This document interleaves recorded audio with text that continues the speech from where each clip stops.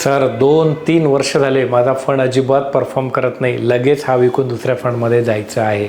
तुम्हालाही असंच वाटतंय का? मग हा व्हिडिओ फक्त आणि फक्त तुमच्यासाठी आहे. आज सकाळी पेट्रोल पंपावरती पेट्रोल भरायला गेलो, 2-3 लाईन होत्या. मी ज्या लाईनमध्ये उभं होतो मला असं वाटत होतं की ती खूप स्लो चालली. मग मी दुसऱ्या लाईनमध्ये जाऊन उभं राहिलो, पण नंतर लक्षात आलं की मी आधीच्या ज्या लाईनमध्ये उभं होतो ती एकदम फास्ट निघून गेली आणि मी मागे राहिलो. याला म्हणतात लेन चेंजिंग. सेम असंच म्युच्युअल फंडमध्ये पण होतं, आपल्या इन्व्हेस्टमेंटमध्ये पण होतं. त्याचं एक उदाहरण समजून घेऊ आपण. हा एक फंड होता, हा कंटिन्यू 4 वर्ष बॉटममध्ये होता.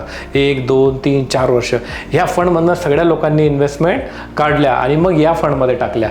हा फंड आहे ना, इथे 17, 18, 19, 20 कंटिन्यू 4 वर्ष टॉप परफॉर्मिंगला होता आणि इथून काढून इथे इन्व्हेस्टमेंट केल्या. त्याच्यानंतर हा फंड 21, 22, 23 आणि 24 4 वर्ष कंटिन्यू बॉटममध्ये होता. म्हणजे तुम्हाला परफॉर्मन्स इथला पण मिळाला नाही आणि इथला पण मिळाला नाही. जर कधी तुम्ही याच फंडमध्ये टिकून राहिले असते 3 वर्षाच्या खराब परफॉर्मन्स नंतर, तर 21, 22, 23, 24 आणि 25 पुढचे 5 वर्ष तुम्हाला धुवाधार रिटर्न्स मिळाले असते. सेम वरती पण असंच झालं असतं की आता लोक इथं बाहेर पडतील आणि इथून चांगला पुढे परफॉर्मन्स येऊ शकतं. त्यामुळं एका वर्षात 2 वर्षात जर फंड परफॉर्म करत नाही तर अजिबात घाबरायचं नाही. 3ऱ्या 4थ्या 5व्या वर्षी त्याचा परफॉर्मन्स येऊन जाईल. प्रत्येक म्युच्युअल फंडची एक सायकल असते, ती आपण कंप्लीट केलीच पाहिजे. हा व्हिडिओ तुमच्या त्या मित्रांना पाठवा ज्यांना असं वाटतंय की दरवर्षी फंड चेंज केले पाहिजे. अधिक माहितीसाठी नक्की फोन करा. थँक्यू.